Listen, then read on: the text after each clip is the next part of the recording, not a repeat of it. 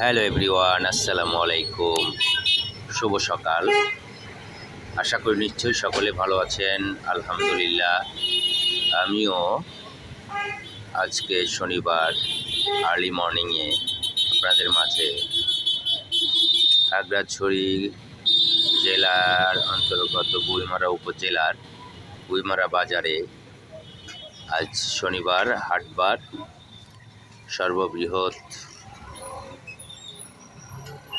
আম কাঁঠাল বা ফল মৌসুমের সর্ববৃহৎ হাট। এটা দেখতেই পাচ্ছেন, প্রচুর পরিমাণের ফল,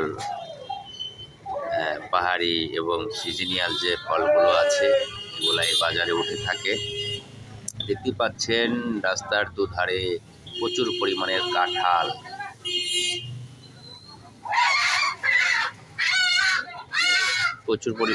কাঁঠাল, আম,